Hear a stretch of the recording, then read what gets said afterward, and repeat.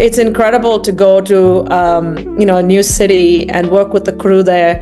I've made a film in Chicago. I've made one in Arkansas, one in Ireland, one in London now. Because the culture in each place is slightly different, but then they all know each other and they're close and they work together. But have you ever thought about like, hey, perhaps, I should just probably try something, in Tamil, just considering. This is something that I've talked about, once I was in my late 20s. I want to do this on my own. I want to do it on my terms. I want to go out there. And because I remember when I used to be on set for the short while that I did when I was in India, by the first day, everything was great because I would start either with the camera team or the first AD team. And, they'd put me through the ringer and it was awesome because I was learning a lot of stuff. Driver will come to pick you up. He'll start talking to people. And then the next day you come and they'll be like, Vanamma, ninge idella pandringa, please sit down.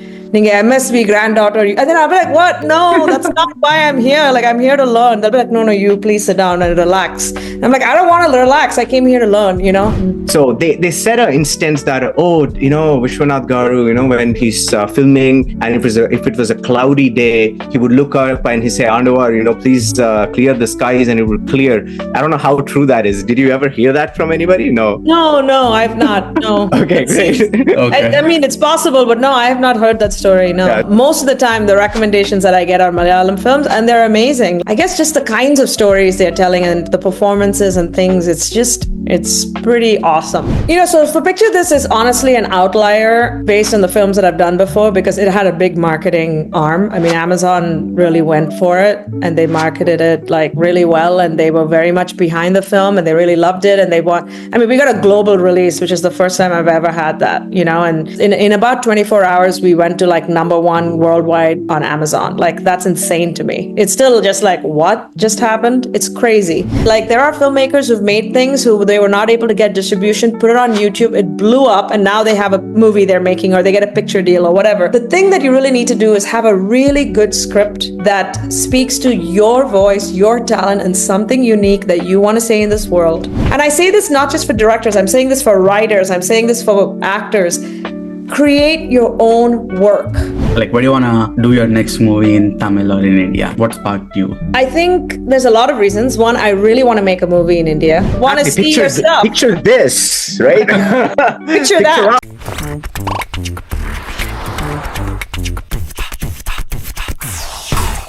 Hello everyone, and welcome to another episode on our podcast show. Myself, Surakshit, hosting this show, and I have a co-host with me today, which is Sandeep.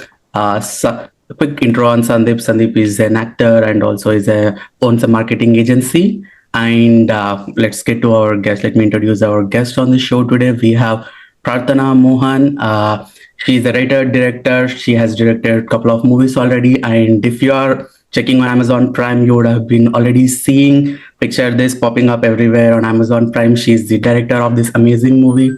This movie has got a lot of vibe, a lot of energy. And it's a rom-com, fun, and I actually really loved that movie, and pinged her instantly to, Prarthana, we really want to talk to you, we want to understand about some filmmaking in Hollywood, and also learn from her, and she was very welcoming, and here we are talking to her now. Again, thank you so much for joining this episode. Of course, thank you. Thanks for having me. I'm excited to talk to both of you. Very nice. And, also just to kind of piggyback, he missed out on the point that you are already on the top 10 list on Amazon Prime. So that is super cool. And another thing is we are celebrating International Women's Week now. The day was yesterday, but this is a week, right? I would say the perfect day to have this podcast with you, because that is you've achieved so much as well. And this is not an easy feat to do it as well. So happy Women's Day to you and everybody, all the women who are listening to this podcast as well. Yes, happy Women's Day.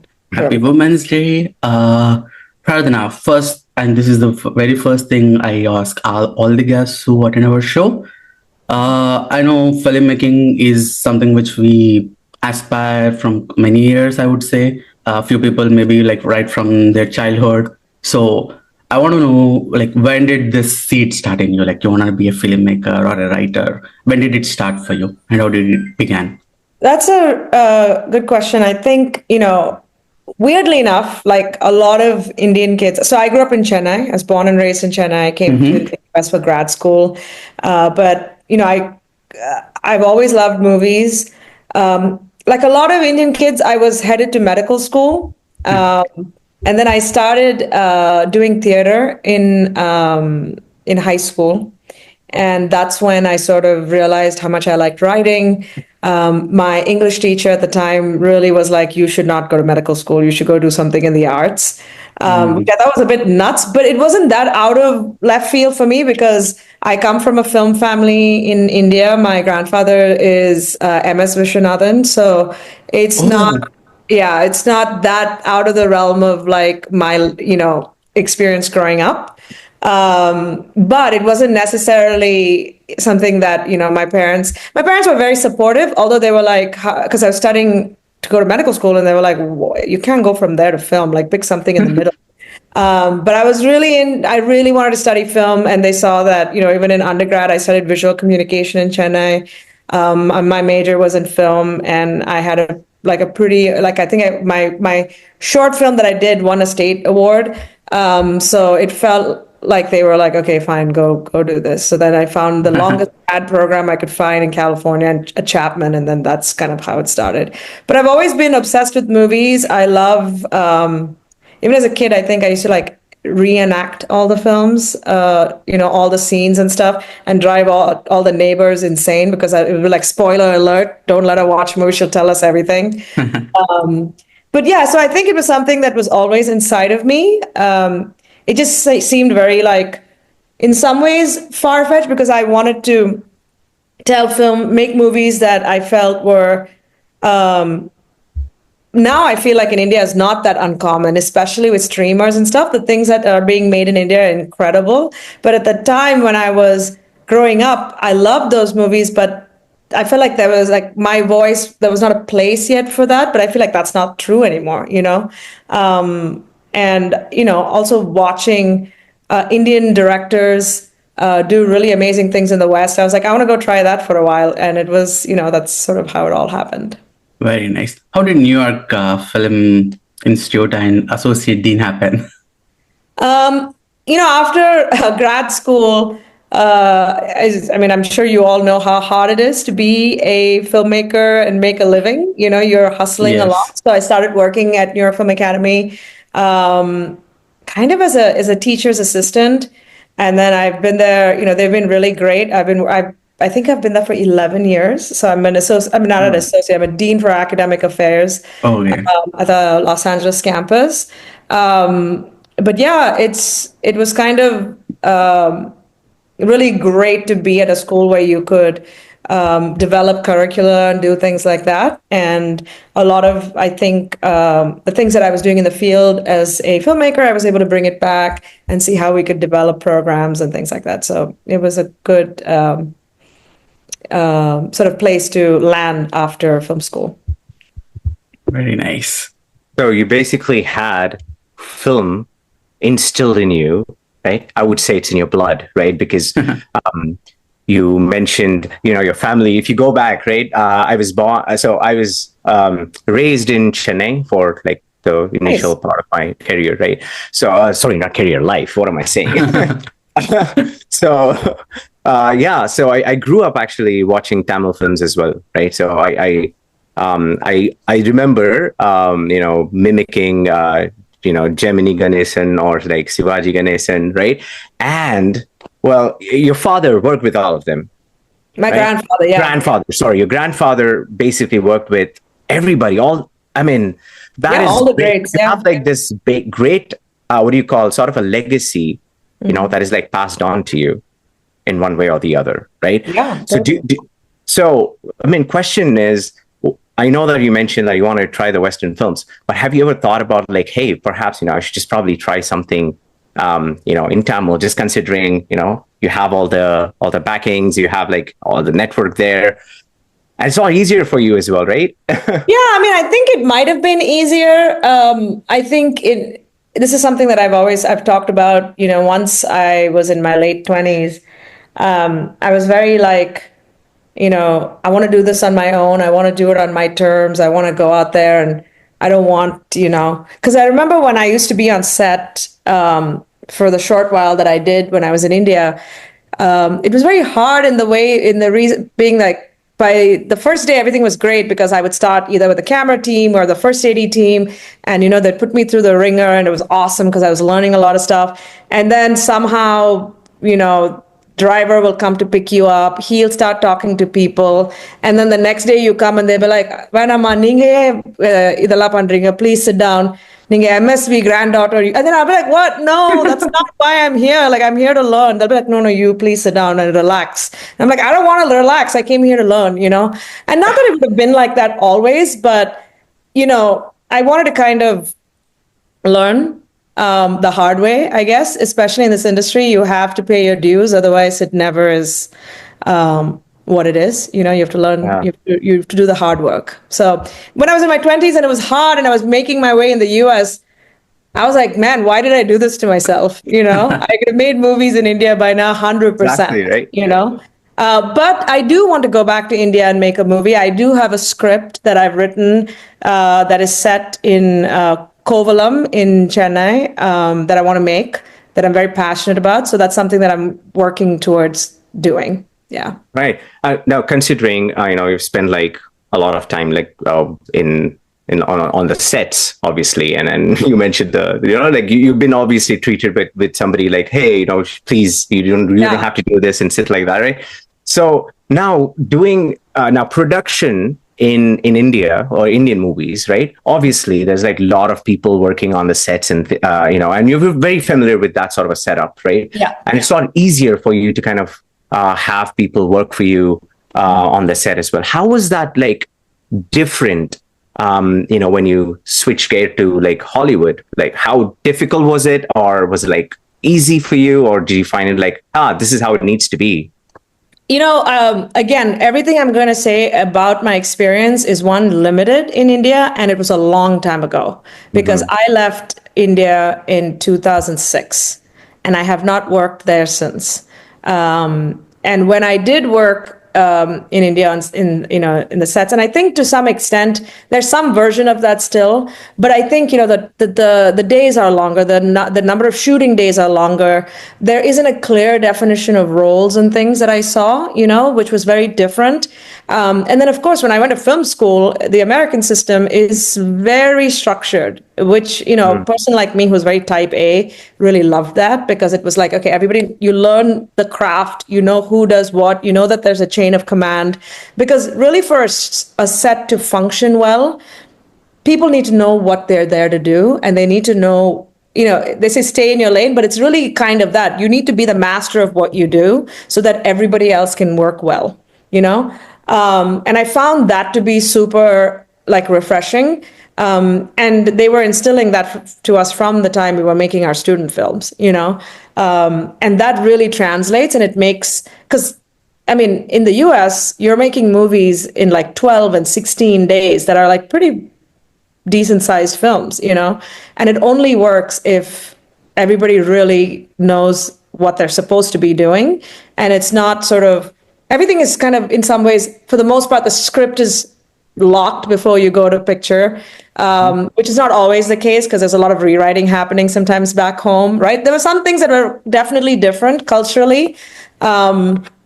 But, I'm sure there's also a lot of things that are similar. And I know there's a lot of students who study here and that are now going back and trying to bring some of these systems into the sort of the way sets function in India. But that doesn't mean necessarily that it's good or bad. It's just different. And that's what works there, So if I were to ever go back and make a movie there, I think it'll have to be a blend of crew that know how to work the way I know how to work. And of course, local artists and talent, because they really will bring the right energy and soul and flavor to whatever you're trying to make, Right. I think, now the film industry as well is very structured as well back in India as well now, right? But yeah, the aspect of rewriting, I think that still exists for a lot of reasons. Like, let's say the actor, this line is too difficult. Can we just change this line? Right? Yeah. It happens quite a lot. And the interference of like the actors and or like different people also is like a lot of influence that still exists, right? And I'm not sure if that still exists, even if it's prevalent in Hollywood film industry as well. But yeah, these are like good stuff to know about as well, just because funny story to talk about. Like me and Surakshit, when we met back in like 2023,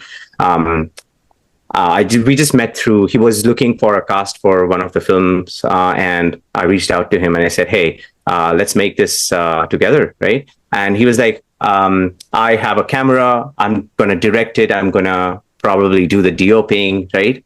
I said, no, let's not do it like that. Let's try to bring in a crew together. Yeah. So then what we did is we got in touch with Vancouver Film School here. We got like a whole crew working on with the set, right? Now we have like production people, we had like makeup, we had like assistant directors, like different whole set of group working. And so just like, oh, there are like almost 30 people, right? So it's a different level of working as well. And I think that's what we were talking about as well. Like, even when you're starting out as, as a small filmmaker, I think it's really important to mix that sort of an essence. So yeah, that totally, makes sense what you just mentioned about the structure. Yeah, definitely. With the movies that I've made, the crews have gotten bigger and bigger and obviously way more experience because your budgets get bigger. But the first movie I made is called The Miseducation of Bindu. And I made it, a lot of the key creatives were friends of mine from grad school, collaborators that I'd made short films with, and some of my best friends. My husband produced it. He was one of the producers, but we also partnered with the company and a production company in Indiana where we filmed. So they came with their experience. And at the time they were also new. They were only one picture in, but now they've made a lot of, critically acclaimed films and things like that. So we were all, so they brought sort of their knowledge, and then we were very much like film school grads. Like we knew how things had to run and things like that, but just expanding that into a feature length film. But they brought a lot of the producing knowledge, which was really great. But what we did was a lot of our crew were film students from Indiana University, and we taught many of them the skills on set. Like I remember our dolly grip; it was his first time ever dolly gripping. Okay. And he did a great job, but he was learning on the job, and now he's out in the industry working. So we had a lot of young kids like that who were just like really hungry and wanted to learn, and that was how we made our first film because the budget was so tiny. But then from there it just grows, and I've made films. I've never had the pleasure of filming in LA. Nothing that I've done is filmed here, but I've made a film in Chicago. I've made one in Arkansas, one in Ireland, one in London now. And it's incredible to go to, a new city and work with the crew there because the culture in each place is slightly different, but then they all know each other and they're close and they've worked together. And it's both challenging and it's a great opportunity to, try to like find that commonality, find the right people, and then, essentially you have to lead them, so that's a whole other challenge, but it's fun. Right. I understand. But after watching Miseducation of Bindu, I thought you were somebody who kind of went to high school here and then kind of ventured into filmmaking. But I tried Googling a lot about you, but I could not find MS Vishwanathan anywhere. That's surprising. Yeah, he's mentioned in my bio, but because he's obviously a huge reason for why I do what I do. But no, and for a lot of people, actually. Yeah. For a lot of people, right? He's a big name, right? A big inspiration, we all would say. Yeah, including some big, not just, I think, films and music as well, right? So both. All the current filmmakers as well, I think they do kind of quote his filmmaking style or, the films that he has worked with. And most importantly, I think his devotion as well, right? That's the biggest part. Definitely. I don't know. I heard this story from somebody. I can't remember. This was like many years ago. They said that he was like truly devoted to Murugan, right? So they said an instance that Vishwanath Garu, when he's filming and if it was a cloudy day, he would look up and he say, Anwar, please clear the skies, and it would clear. I don't know how true that is. Did you ever hear that from anybody? No, I've not. No. Okay, great. Okay. I mean, it's possible, but no, I have not heard that story. No. Yeah, somebody mentioned that to me like years ago, though. Right? Okay. Great. Cool. I used to connected with Indian movies. You watch a lot of Indian movies still, Tamil or? I wouldn't say I watch a lot of Indian movies, but I watch the things that get recommended me through WhatsApp. My family will be like, "You'll really like this," and 9 times out of 10, it's a Malayalam film. Because Nice. basically I'm a Malayali, but I was born and raised in Chennai, so I'm much more like I'm much more comfortable with Tamil. But most of the time, the recommendations that I get are Malayalam films, and they're amazing. Like the storytelling and I guess just the kinds of stories they're telling and the performances and things. It's pretty awesome. Very nice. Now, just a Anything follow-up which, question there. one second, anything Sorry, which caught your eye recently? I mean, I really like All We Imagined Was Light, but I saw that before it became like this international sensation. And I thought it was a really beautiful film. There are some other movies which names are like evading me right now. Okay. But I can text it to you. Yeah, I've watched some Okay. good ones recently. Cool, cool. Later. So I was actually going to ask you, you mentioned that, people recommend you the films on WhatsApp. So how important is the role of, people who review a movie, right? They give like 3 stars, 2 stars, or 5 stars, right? So would you say like, what sort of like, what is your take on that? Do you think people should like go watch movies based on that? Or I think they should just experience this based on like just watching the film altogether, especially with OTT, it could be different as well, right? Yeah, I mean, there's one thing about audiences reviewing your film because that's who we're making it for, and I think I have a much more tolerant to an extent or open response to that because that's who you're making the film for. I think with critics, it really is.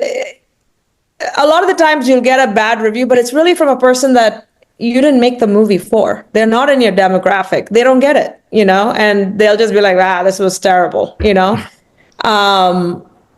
I think to me, those things like, I don't know, it still stings, but you have to learn to like be more objective about who is giving you feedback. I generally like to get feedback, and I think it's helpful and it makes you a better filmmaker. I think audience feedback, word of mouth is so important because so many of these films that are amazing don't ever get seen because there's not enough marketing budget or there's just not enough people who've seen it. And you see some amazing films and you're just like, man, no one's ever going to watch this, because it's never going to get out there, So I think people who write like critics, I take that with, a grain of salt because sometimes it's the person you made the film for and they get it and others are like, they don't get it. But audiences, yeah, I definitely encourage people to watch and share their feedback. A lot of people shared their feedback of the movie with me directly on Instagram and things. And I think it's cool. Like, it's great to hear from people, It's kind of, because otherwise you feel like you're making a movie in a vacuum, especially with streaming and stuff like that. Yeah, I mean, I'm a marketing guy myself, right? So you mentioned marketing as well. We're talking about this. So there are a lot of independent filmmakers or, people who just make a feature length movie with like a smaller budget or a small production house as well, right? But what do you think is the biggest challenge that you have faced, right, in terms of doing the marketing, like even for your current movie as well, right? For Picture This, what do you think? Did you start your like marketing strategy way before you started filming it, or did you just do that after filming it, or how was the approach? So for Picture This is honestly an outlier based on the films that I've done before because it had a big marketing arm. I mean, Amazon really went for it and they marketed it like really well, and they were very much behind the film and they really loved it. And we got a global release, which is the first time I've ever had that, and I think in about 24 hours, we went to like #1 worldwide on Amazon. Like, that's insane to me. It's still just like, what just happened? It's crazy that many people watched it. But all my other films, like, they've been much smaller movies. And the first film that I made, I mean, we were the marketing, we did all of and it was during COVID. Like, the movie really, our first festival run started right before COVID. And by the time the big festivals started hitting, like, COVID was in, and all of the festivals got canceled or they went to streaming. It was just a really weird and odd time to release something, but it still got a lot of traction. A lot of people watched it. It opened up doors for me. But, I think the really, really important thing that, filmmakers who are kind of self-starting their own projects have to know is you have to have a marketing strategy. It doesn't necessarily have to be a big budget, but you have to have a strategy. You have to figure out how to capitalize on people who like it, that can write about it, make posts about it. And again, it depends on what the kind of topic of the film is. If it's something that speaks to an online audience, like young people who are chronically online. And if it speaks to them, finding one or two right partners who can watch it and make a post, like those things are super important, because that's how people are watching things now, and cutting really good, like the one really, I learned a lot of interesting things with the way, Amazon marketed this movie. And so a lot of it lends itself because of the kind of film it is. It's a comedy, it's a rom-com, it has all these actors who are well known and things, but they did a lot of interesting things around building little character things that they sent out that got people excited and talking. But the entire marketing time period was very short. Like, they announced the film was coming out in late January, early February, and 90% of the marketing happened 10 days before the movie. Wow. Where they just push constantly information out about the film. They plastered our we had posters, not posters, we had billboards and Times Square and all these kinds of things, generated a ton of interest. But they also have banked a lot of material that they'll continue to put out there even past the release date, which is all kinds of things that I thought is really interesting, especially if you're a filmmaker that doesn't have a lot of money and a lot of budget, maybe being smart and getting people. There's if you don't have a lot of money, you have to create interest over a long term, right? Because people have to keep hearing about it. But if you have some money and some actors who have built-in audiences, then I think it's really interesting the way they did it. The movie that I did 2 movies before this, that's called Christmas is Cancelled. The actors on that film were so instrumental in getting the word out about that film. They were so fascinating and intriguing to me, the way they marketed the movie on their channels, because they really loved the film and they wanted people to see it. And they did all of these cool things of the way they posted things. They set up a Q&A that was live streamed on Instagram. And it was so interesting to see how they did that. And it was just, they were self-starters, they were like, we believe in this film and we're going to push it. And we got a ton of people who watched it because of that. Wow. Very nice. So you really want to find the right balance of actors or people that have a good following, and then kind of parlay that into how to get the word out. Yeah. Right. 10 days just before the release, that's too intense to get on with the marketing. And now, if there was an indie filmmaker, right? Now, let's assume that obviously everybody wants to approach Netflix or Amazon Prime or different OTT platforms to get their film released, right? Everybody wants to do that. But what do you suggest them to do?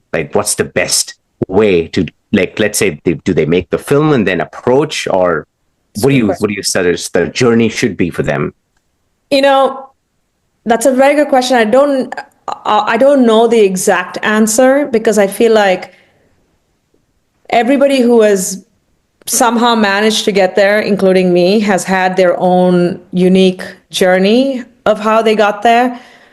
Because unlike most fields engineering or medicine or literally anything, business or whatever, where there is a trajectory that is pretty well tested and everybody gets some version of that, the arts is not that, right? All of us, it's a combination of talent, being at the right place at the right time, lots of luck, being likable is huge, you have to be a person that people like, especially if you're not a nepo baby, and you don't have aunts, uncles, mothers, or whatever who are just going to be like, come take this job. Like, you have to, and as a woman, you have to be likable, but you have to be strong. You have to be able to lead, but you can't be, crazy or whatever they think. It's just a whole bunch of stuff that you have to figure out. My personal advice, which I always tell like young filmmakers who ask me, is you have to make your first feature. Nobody's coming. Some people get lucky because they're just so supremely talented that someone's like, you need to make this movie. But most people are talented. There's tons and tons of talented people who either have not figured out how to get their stuff made, or they're waiting for someone to give them permission to make it. Today, we don't need that, right? There's so many ways to make your stuff, raise your money, make your project. I don't know, if you don't get a buy, put it on YouTube. Like, it's insane. Like, there are filmmakers who've made things who they were not able to get distribution, put it on YouTube, it blew up, and now they have a movie they're making, or they get a picture deal or whatever. The thing that you really need to do is have a really good script that speaks to your voice, your talent, and something unique that you want to say in this world. Put all of your heart and soul into it. Get the right people to work with you. It's going to take up a good 5 to 6 years of your life, but that's what it takes. And then make it and get it out there. Film festivals are a great way to do that. I mean, of course, if you get into like the big 5 film festivals like Sundance or, South by Southwest or Tribeca, that opens up a lot of doors automatically. But even if you don't get into those, you make a really solid film, you can get distribution, you can do all those types of things, and then you have something that you can then take to producers or things like that, because people don't want to take a chance on someone that they don't really know, can you do it? And it's especially hard for brown people like us when you're trying to make something in a country that you're not originally from, right? They have to pluck you out of the sea of humans and be like, okay, let's give this one a chance, But if they can see that you can pull off a film, it's good, you made it within your budget, you got a distribution, they're like, okay, that's a person that we can try to take a chance on, So in some ways, it's a very elaborate way to create a calling card for yourself. But honestly, that's what I did, right? But how difficult was it, Prarthana? It was horribly hard. Especially, you mentioned about like, especially for like, not just brown people, any immigrant, as a matter of fact, like who wants to make it big in Hollywood, right? It's not easy, even for actors, right? They get stereotypical roles that, okay, well, if you're a brown guy, you got to be either a gas station, or you're a doctor, or you're a scientist, right? So these are like stereotypical things that are like bound to happen. And how do you think that, how challenging would that be? Not just for, I know from actors, it could be like pretty different journey, but for directors, right? They could have like a script, but how challenging was it actually for you or anybody that you know of? Like, how difficult was it? I think it's difficult for everybody. And I think it's a challenge that regardless of like what country you're from, or you're an immigrant or not, I think when you're starting off and you don't have a direct into the industry, it is difficult no matter what, right? Because it's a career, it's a product that has to be created by a village of people. It's not like, and I'm not saying that any kind of other art form is not as hard. Of course, being an art painter or whatever is just as difficult.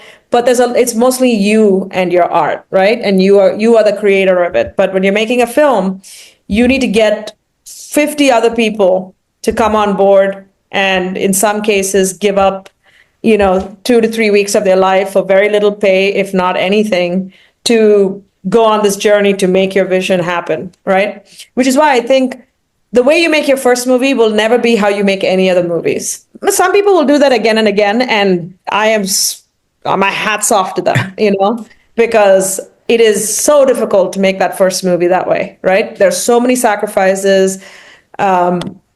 It's just difficult, but it also makes you very resilient, very strong, and you'll learn a lot, but you have to do that. And I say this not just for directors, I'm saying this for writers, I'm saying this for actors. Create your own work. if you want to be seen in a role that you would not normally be considered, write that part and shoot that monologue or shoot that scene with your friends. Do it. If you're a writer and you're like, I have this script, but I cannot get this made, write that brilliant script, find your friends and collaborators and get it made. There has to be skin in the game for everybody. And that way is how everybody's going to come up together. But honestly, like, I just feel like sometimes instead of us all like waiting for permission, let's just make the thing. Let's just make the thing and put it out there, because it'll help you, but it'll also help someone coming after you, right? And that's the thing. It's like, we want to make sure like whatever we're doing, the person who is 5 to 10 years younger than you that is coming up is a little bit easier for them, right? That's what's really important. Nice. So I say make the thing. That's my thing. To everybody who asks me, I'm like, make the thing. What is in your heart and mind? Just do it. Make the thing. That's thing. for everybody. Make the thing you want to make.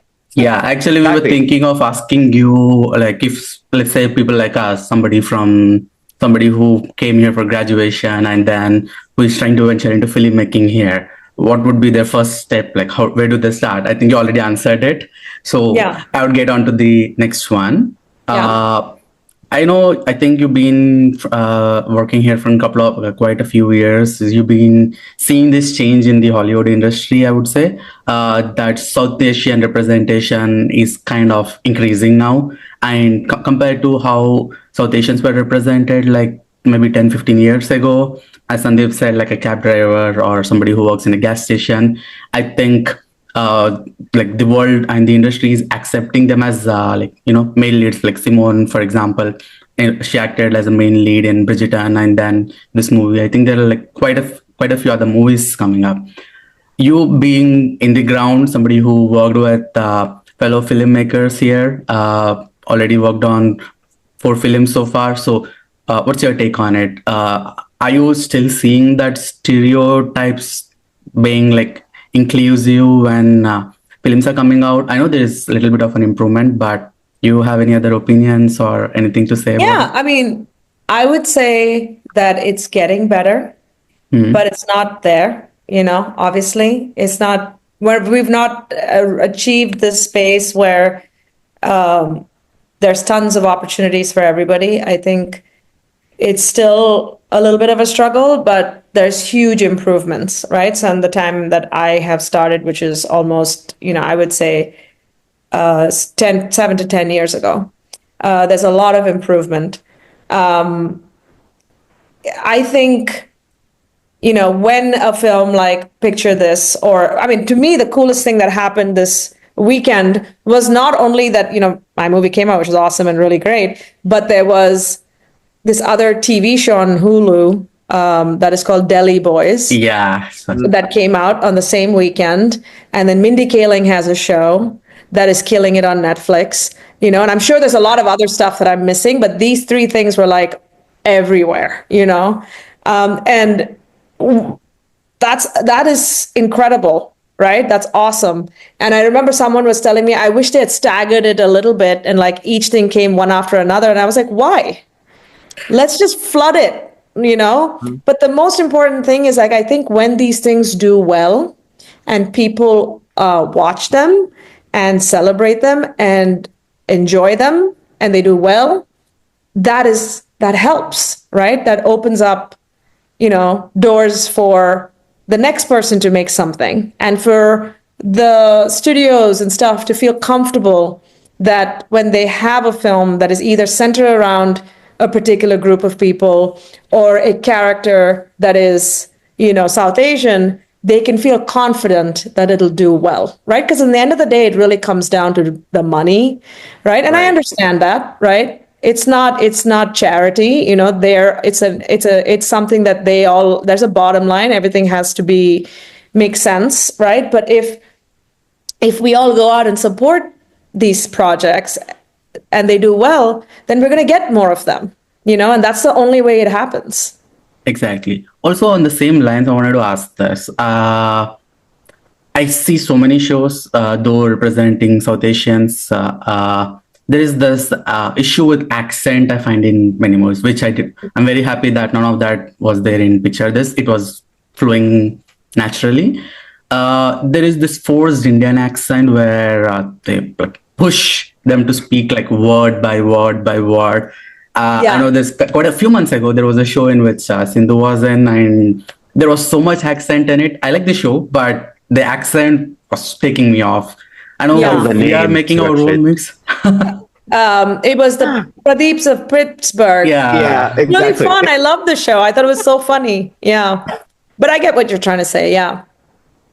Yeah, no, I mean, the thing is like the accents, right? Do you think it's better like for the directors to kind of just go after like, well, we're making a South Asian film about somebody who just moved here, right? Do we just cast somebody who's just probably just moved here? Or do we cast somebody who's like born and raised here and then force them to do that accent?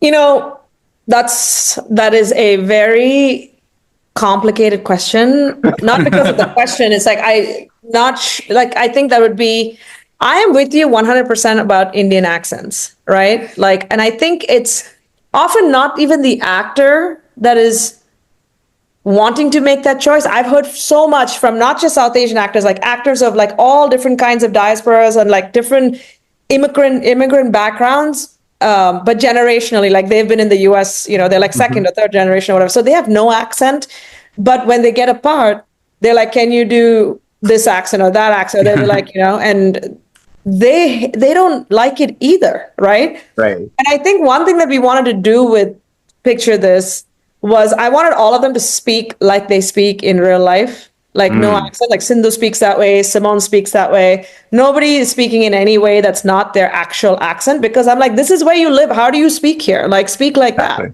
right? That was a good one though. That was a good It's one. like there's no, and it's also because like I know how much we dislike that.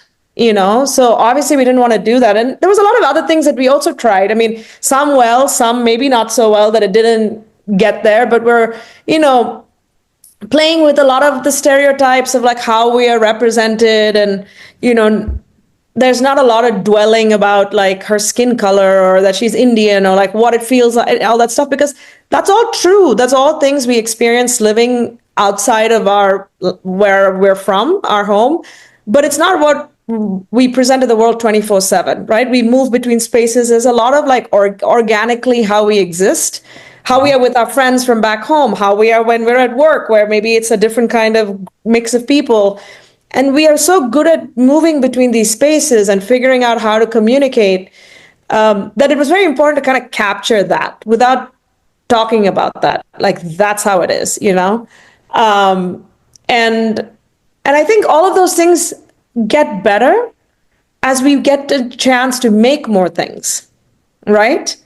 The more chance we get to tell our stories, the better we get at telling those stories authentically, because we don't have to be worried that we're going to alienate some audience, because the audiences are very savvy, whether they be whatever group they come from. They can spot when something feels authentic to them, right? Because they've met Indian people, right? Yes, And not all of us are talking like this, right?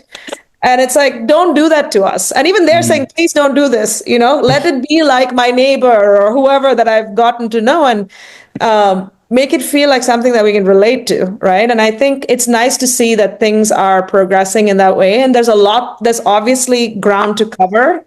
But I think that's a conversation. A lot of projects that center around groups that may come from different backgrounds. Think about, and make sure like they're trying not to stereotype their own people or other groups that might be in their film or whatever the case might be. Yeah. True. Totally agree. And I kind of want to see somebody make a movie on Northeast India too. I think yes, kind of people left out. Right? I know. Left out. I feel 100%. That all the time. Yeah. You should do it.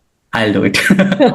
We'll do it. We'll do it. I mean, 100%. I could not agree more. I feel like they are just not represented in our cinema, both back home or anywhere else. Back home too. Exactly. Back home too.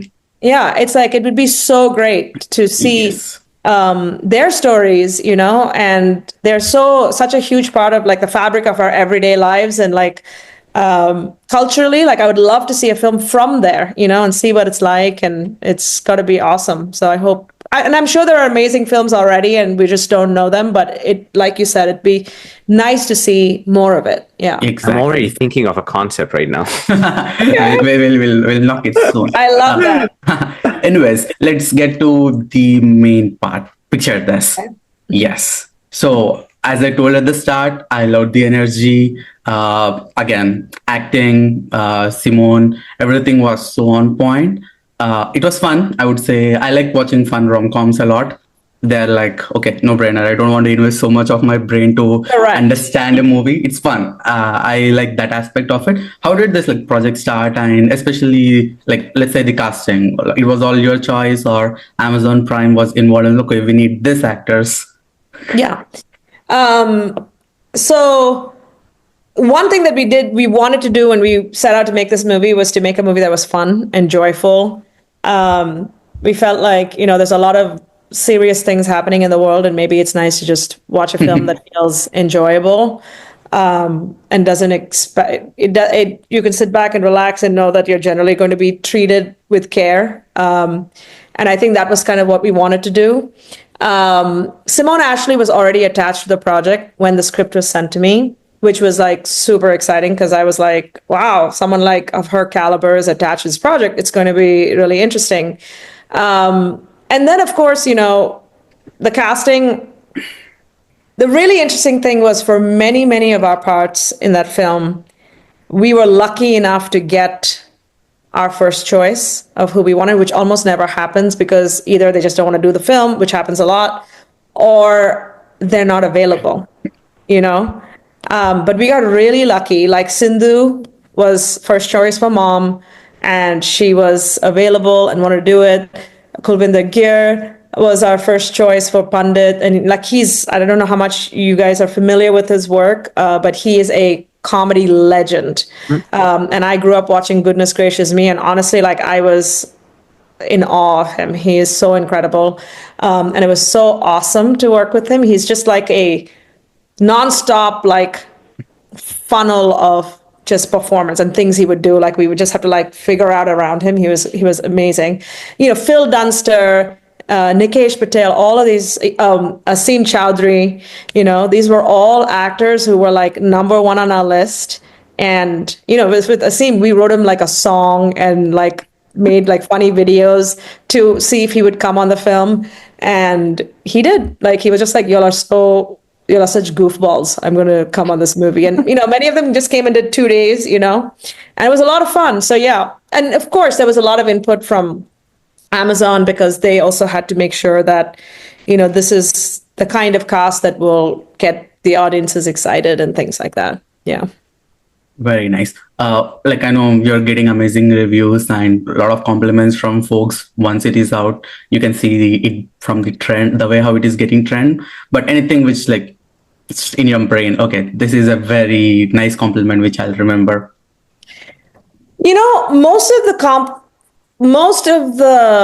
Lots of people, first of all, have written me like either not emails, but on Instagram where they can message you. So many people have written me such sweet messages about how they felt seen by the film, and they really enjoyed the representation. Many people loved the way Lakshmi, Sindhu V's character, was portrayed. Many of them either had just lost their parents recently, or all kinds of things. Like, it's been really, really moving to see, because that's what we wanted. We made the movie for people to feel seen and feel like, hey, this is a family like my family, right? These are people that I recognize, I grew up with, or these were my neighbors.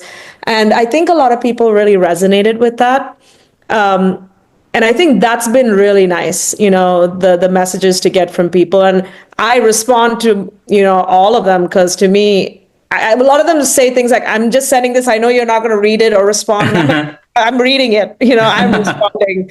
That's awesome. Thank you so much. And, and then some of them like continue chatting with me. And, there have been some amazing fans of Simone and Heroes. Like they have a amazing fan base, honestly. Like they are so dedicated, but some of them have found some little things that we have done in the film that they have caught and then sent me pictures of. Like there was one person who noticed that when Pia reads Charlie reads the magazine at the end of the film after she's blown up and things like that, the portrait photographer in that, Kirtana, is the person whose photography we used as Pia's in the film. And she took the portrait, and the magazine has her name and stuff because we love her and her work is so incredible. And we wanted to use every opportunity to like celebrate her, and finding her was so important because her eye was so perfect for who we envisioned Pia as a photographer. And y'all should check out her work. It's amazing. Okay. And she mostly she goes to India often and shoots like incredible portraits. Like she's so cool. So someone found that and tagged me on that. And I was like, oh my God, I can't believe someone actually caught that because it's impossible to see, So it was like things like that, it's really cool to see people like dig in and love the film like that, Yeah. Two things which I really liked are first, most of the movies it's very typical two sisters always fight. They're never best friends. They are dead rivals. Yeah. I think in this movie they fought a lot, but again, they were like best friends. So I felt that is a very different characterization, something we visualize when we think of two sisters. Yeah. Typically brother and sister are close, but sisters always fight. Yeah, there's just no way around it. The other thing is, I think this point which you were trying to convey, something like, okay, it's not about telling if the marriage was right or wrong. Just figure out what's best for you. Yeah. I think ultimately that is the message you wanted to convey, I guess. Yes. Yeah. That was one point, I would say. Yeah, totally. And I think, the sisters relationship I really love because I don't have a sister, I have a brother. And like you said, brothers and sisters, our relationships is qualitatively different. We don't fight like that. But I have cousins who are sisters, and I've seen their relationship and how close they are, and they do fight, but then they're inseparable, and I've seen a lot of friendships and my friends who have sisters and stuff. There's a level of like closeness that is a sister relationship that's qualitatively different than a brother-sister relationship, right? And I really wanted to like capture that, and also how different sisters are. Like it's almost like, how did y'all come from the same parents? Like every time I see it, I'm like, these are two different people, Somebody's adopted. Yeah, like, and I'm telling you, and one of them is 100% convinced the other one that they're adopted, right? There you go. Happens. And we kind of wanted to capture that kind of a thing where these two would go to the mat for each other, but they're always on each other's case, right? Like, and that's like their dynamic. And with the thing that happens with her mom, because again, her father is supportive of her all the time. Even when the pundit is like saying things to her, he's just like, just ignore it, kind of like, he's like, oh my God, But the mom, when she says, go ahead and do whatever it is that you want to do, that was also something that was really important to us because it is the opposite of how our Indian parents are portrayed in the media, right? Like they're so like stuck in their ways and they never change, and they're so traditional that they don't see their children as full people. We kind of wanted to show like that's not always true. Like our parents are amazing and supportive, and of all the things that they're, dealt, they still try to do the best for us, and it's not just Indian parents. I mean, all parents, right? But we really wanted to like do justice to our moms, right? Like I grew up around amazing women. My aunt Lakshmi is like a combination of my mother and my aunts and all these amazing women who I'm in awe of because they grew up in a time that was obviously so different, but they're so incredible, right? Like my mother is like such a powerhouse. My aunts and all of them, they've all done so many interesting things in their lives. And I just want to capture that, and make a character that felt like, that's what Sindhu and I really bonded over. It's like creating a character that was like an ode to our mothers. Like she also has such a brilliant mom. whose stories like I loved hearing about, and we really wanted to kind of capture that essence of like our moms who are full people and are not just our mothers, like they're actual full people that have lives and ambition and wants and needs and things like that. Yeah, you're right. Mothers are the best. They're the best. Dads too. I love my dad. 100%. Our dads are also the best. They're also great. They're great. Moms are the bestest. Yeah. Very nice. You know, I typically always like ending podcasts with asking a tip, but you already gave it. And Lots of it. Yeah, lots of it. And you were very specific about people who want to make like films and like us who are trying to get their career done in another country. But this left me a little curious. Where do you want to go back? Like, where do you want to do your next movie in Tamil or in India? What sparked you that? Well, I think there's a lot of reasons. One, I really want to make a movie in India. I want to express that side of my voice and what I want to say. The story that I want to tell, I think, is, again, quite universal, but I love my city, and I want to go back and make a film that is a love letter to my city, which is Chennai, and the areas that I grew up in. But with, the lens of like making it accessible and things like that. And I also just want to go and spend, 4 or 5 months in India with my family and, make a movie. And, they've always, wanted to come and visit me on set and things. And, it's not always been possible, but I think it would be so fun, to go back home and do that. And it'd be a huge learning experience. It'll be different. I would love to take a lot of my friends back from here because they're all dying to go to India and make a movie. Right. I forgot to ask you. Yeah. Now, you have a little one at home. I do. Right? Yeah. Yeah. He's 8. I totally forgot about that. How was it like, filming, being on the set, thinking about so many things with the little one? Because I have a 3 years old. Trust me, you can't think about it, anything at all. Right? How did you do it though? It's so hard. I think the first thing is that I have an incredible husband who is honestly like the greatest person ever, who is also a filmmaker. And he is an amazing dad and really takes a lot of the pressure off of my plate. Because when I leave for like 4 or 5 months and I'm gone, right? So he's single dad for 4 or 5 months. He has a full-time job. He's a very busy person, but he holds down the fort, but I think it's because he's a filmmaker, he gets it, right? Like, he's not like, what are you doing? Like, it makes no sense to me. Like, no, he fully understands it. And like every night we're on the phone, I'm able to like tell him like my trials and tribulations, and he gets it, right? It's awesome that I don't have to explain that. But, my son is very interested in the industry, and we're always encouraging him to be a good storyteller, even when he's just talking, like have a beginning, middle, and an end, like make sure it's interesting. So he's like, it's been fun to nurture that side of him. He's come to set many times, and I've always thought like he'll stay for an hour or so and get bored, but he would stay the whole day. He would help the different departments. He asks a lot of questions. He gives me a lot of feedback when he's behind the monitor. He'd be like, what if you made this shot like this? And I'd be like, oh, you're talking about a POV. Okay, well, that's a good idea. That's what you're trying to explain to me. You're saying you want this to be a POV shot. But yeah, he was awesome. He had a little cameo, so he was very excited.